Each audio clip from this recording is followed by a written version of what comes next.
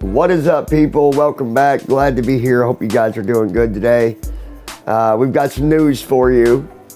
Now, some of this news could be a little bit of older news, but maybe you don't keep up with the news all the time. And I find some of these stories to be some of the most interesting stories that I wanted to cover today. So, we're going to talk about it. We're going to listen to it, and we're going to talk about it. Boy, I tell you,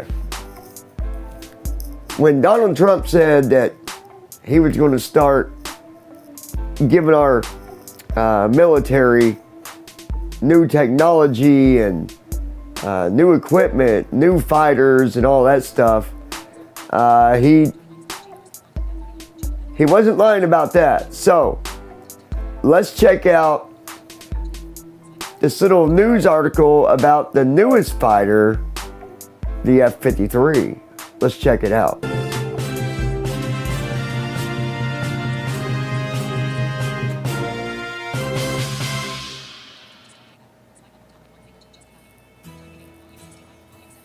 The U.S. Navy says that its version of the F-35 fighter jet is now ready for combat. After more than 2 decades of testing and development, the service announced Thursday that the advanced aircraft has achieved initial operating capability, meaning it passed the proper tests to be flown on missions.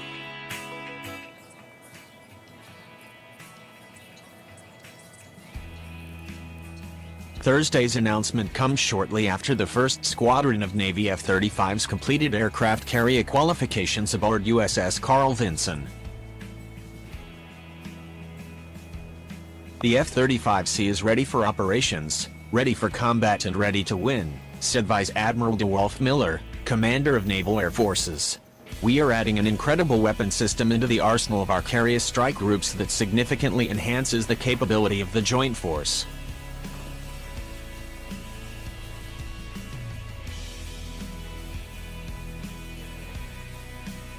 Officially declaring the stealth fighter jet mission ready represents a major milestone for the Navy and the aircraft's primary contractor, Lockheed Martin. We'll take it. We'll take it, right, people? The better stuff we have, the safer we are.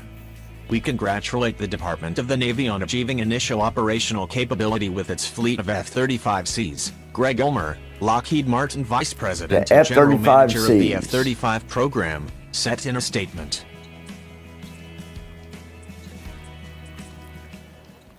All right, so we'll take that. We'll take that. Now that was just some, just your, wasn't no drama news there. So, that's okay. We need the best equipment when we're playing with fire, right? I don't know about you guys, but I don't agree with anything that Kim Jong-un says. He's very sneaky, and I don't believe that anything he says or does is legit. The only thing I believe that will be legit is when North Korea starts biting back. Right? Donald Trump says, you know what?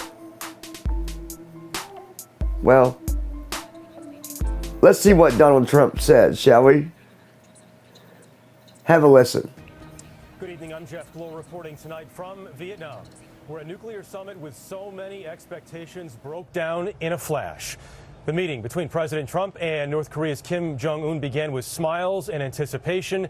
It ended early with limited explanations and a foggy future. Tonight, as both sides point fingers following a summit where nobody won, they also say all is not lost. We start with Margaret Brennan on what happened.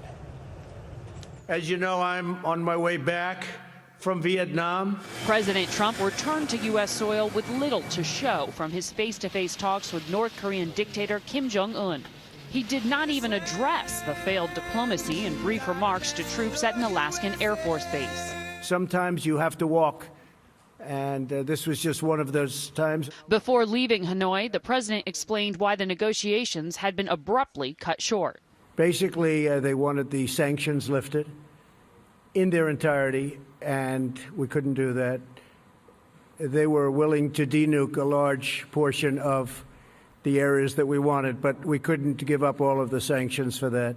The president said Kim's offer included dismantling the Yongbyon complex, North Korea's central facility for nuclear research and development, in exchange for complete sanctions relief. But that would have still left other nuclear sites, warheads, and weapon systems in place. 영구적으로 중지한다는 확약도 In a rare press conference hours later, North Korea's foreign minister Ri Yong-ho disputed that account, saying his country had only sought partial sanctions relief. He insisted it was North Korea's most realistic offer and would not change. We just want to do the right deal. The day had begun on an optimistic note, but with no agreement in hand, a scheduled signing ceremony and working lunch were scrapped. Now the two countries are basically at status quo. Mr. Trump agreed again to halt major military exercises in the region, and Kim vowed to extend the pause on missile and nuclear tests. Despite the setback, President Trump stated he remained friendly with the North Korean dictator. There's a warmth that we have. Now, I hope that stays. I think it will. Notably, the president is not escalating tension, instead leaving the door open to future talks. And it's a disappointing outcome, but it is also a relief to some of the president's advisors, including National Security Advisor John Bolton, who were concerned about looking too eager for a deal. Much more on this on Face the Nation. Margaret, thank you very much. Well, you know, you guys, I mean, come on.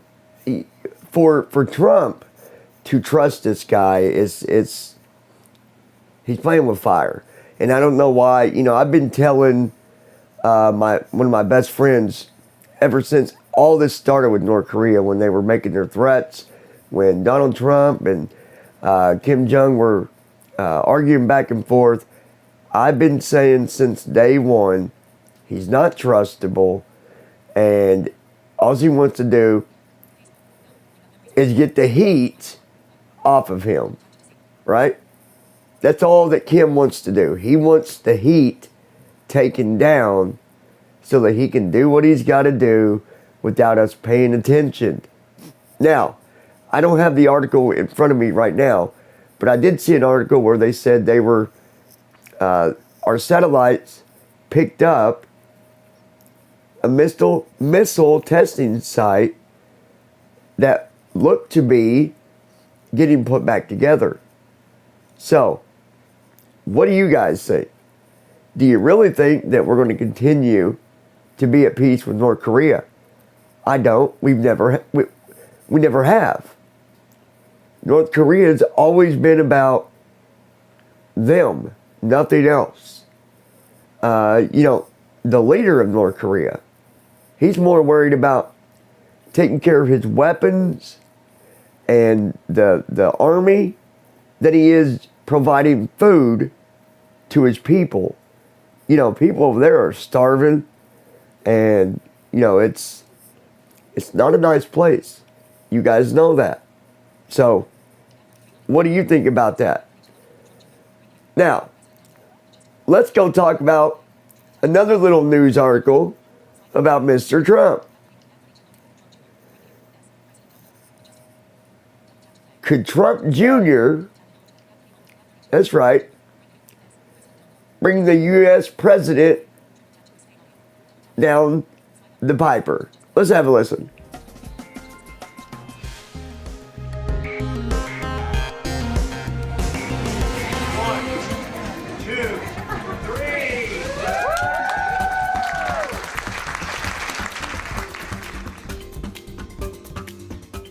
Hotel openings, ribbon cuttings, and red carpets. That's what a family photo looks like for the Trumps. That's because for them, family and business are pretty much the same thing. Fred Trump passed his real estate empire down to his son Donald, and President Trump has kept things all in the family. His oldest son, Don Jr., along with his daughter, Ivanka, and son-in-law, Jared Kushner, all hold high-ranking positions in the Trump organization or as his senior advisors in the White House. And this week, Trump's former lawyer and fixer, Michael Cohen, dropped some spectacular testimony that could lead to criminal charges against Don Jr.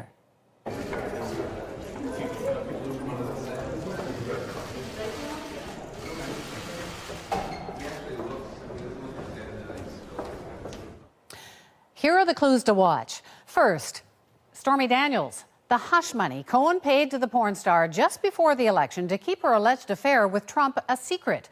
Don Jr. is now implicated in that mess because Cohen showed up to Congress with checks, one of them allegedly signed by Don Jr. And what were the checks for? Cohen says it was all part of that scheme to keep Stormy quiet.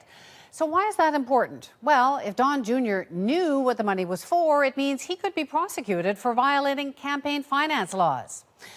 Second, the Russian dirt. I'm talking about that infamous meeting at the Trump Tower when Don Jr., Jared Kushner, and Trump's campaign manager, Paul Manafort, were told they'd be getting damaging information on Hillary Clinton from Russia. So what did Cohen say about that meeting? I recall Don Jr. leaning over to his father and speaking in a low voice, which I could clearly hear, and saying, "The meeting is all set." And I remember Mr. Trump saying, "Okay, good, let me know." That contradicts what Don Jr. told U.S. lawmakers 2 years ago under oath when asked, "Did you inform your father about the meeting or the underlying offer prior to the meeting?" And he answered simply, "No, I did not." If he lied, that's another crime. The third Cohen bombshell, well, it's the Trump Tower Moscow and another possible lie by Don Jr., this time about the negotiations to build that tower with Vladimir Putin's help. Don Jr. has said he knew very little. Again, he said it under oath to U.S. lawmakers, and you can go to jail for lying to Congress. But Cohen testified that Don Jr. and Ivanka were kept well informed about the tower deal. Listen to this. Who were the family members that you briefed on the Trump Tower Moscow project? Don Trump Jr. and Ivanka Trump. Do you recall how many of these briefings there might have been? Approximately 10 in total. Democrat Debbie Wasserman Schultz is a member of the House Oversight Committee, and she pressed Cohen at the committee meeting on whether Trump's kids are in too deep with Russia. Well, I'll tell you what. The company was involved in the deal, which meant that there are just family was involved in the deal. All kinds of things that are kind of shady, right? Now, let's talk about Mike, someone that used to work for Mr. Trump. You know, he's been through a lot of heat, but some of the things he says is a real eye-opener. Have a listen. Mr. Cohen, several times in your testimony, you state the bad things that you did for Mr. Trump. And at some point, you apparently changed your course of action. There's a recurring refrain in your testimony that says, "And yet, I continued to work for him." But at some point, you changed. What was the breaking point at which you decided to start telling the truth? There are several factors. Helsinki, Charlottesville, watching the daily destruction of our civility to one another, putting up silly things like this. Oh, that's silly. Really unbecoming of Congress. It's that sort of behavior that I'm responsible for. I'm responsible for your silliness because I did the same thing that you're doing now for 10 years. I protected Mr. Trump for 10 years. And the fact that you pull up a news article that has no value to it, and you want to use that as the premise for discrediting me, that I'm not the person that people called at 3 o'clock in the morning, would make you inaccurate. In actuality, it would make you a liar, which puts you into the same position that I am in. And I can only warn people, the more people that follow Mr. Trump, as I did blindly, are going to suffer the same consequences that I'm suffering. What warning would you give young people who are tempted, as you were? Would you encourage them not to wait 10 years to see the light? What advice would you give young people, in particular young lawyers, so they do not abuse their bar license as you did? Look at what's happened to me. I had a wonderful life. I have a beautiful wife. I have 2 amazing children. And I achieved financial success by the age of 39. I didn't go to work for Mr. Trump because I had to. I went to work for him because I wanted to. And I've lost it all. So if I'm not a picture perfect, that's the picture that should be up there. If I'm not a picture perfect example of what not to do, that's the example that I'm trying to set for my children. You make mistakes in life, and I've owned them, and I've taken responsibility for them. And I'm paying a huge price, as is my family. So if that in and of itself isn't enough to dissuade somebody from acting in the callous manner that I did, I'm not sure that that person has any chance, very much like I'm in right now. Wow. A recurring theme in your testimony is concern for your family's safety. What specifically are you most concerned about? Well, the president, unlike my Cohen for Trump that has 1,000 followers, he's got over 60 million people. And when Mr. Trump turned around early in the campaign and said, I can shoot somebody on Fifth Avenue and get away with it, I want to be very clear. He's not joking. He's telling you the truth. That is horrible. Know him. I do. I sat next to this man for 10 years, and I watched his back. I'm the one who started the campaign, and I'm the one who continued in 2015 to promote him. And so many things I thought that he can do that are just great. And he can, and he is doing things that are great. But this destruction. So check that out, guys. That is, it's out of wow. control. And when he goes on Twitter and he starts bringing in my in-laws, my parents, my wife, what does he think is going to happen? So here's the... He's sending out the same message that he can do whatever he wants. Here's the thing, guys. This is his country, becoming an autocrat, and hopefully something. Donald Trump does what Donald Trump wants to do. We need to get that clear right now. And I think that in the beginning, I go back and I look at my opinion about Donald Trump in the beginning, and it was totally different from what it is now. But let me tell you the difference between me and a lot of other people when it came to the whole ordeal about Donald Trump. I gave him time to prove himself, and I still give him time to prove things. I don't hate anyone. Let's clear that right now. But I don't agree with some of the things that Mr. Trump is doing now. Some things have came out. But here's another thing we got to remember. Social media will put things the way they want to put it. Whether it's good or bad, at the end of the day, they're doing the story the way they want to do the story. They're going to tell you what they want you to hear, whether it's true or not. Again, I'm not saying that I'm 100% against every single little thing that Donald Trump has done, but I also don't agree with some of the things he's done. And once again, I see it that, look, you got to give, no matter what president that it is, you got to give them time to show you. Once they're in, you can't just go a month later and say, no, this, and this. They've got to prove what they've told you throughout the election, the promises that they've given you, the promises that they've made. Once they're elected and they're in the White House, now it's time to step off a little, let them do their job, and let them show us. That's the way I see it. So, leave your comments down below. Let me know what you think, what your opinion is on all this from start to finish. Be sure to give us a thumbs up, hit that subscribe button, and we'll talk to you guys here real soon.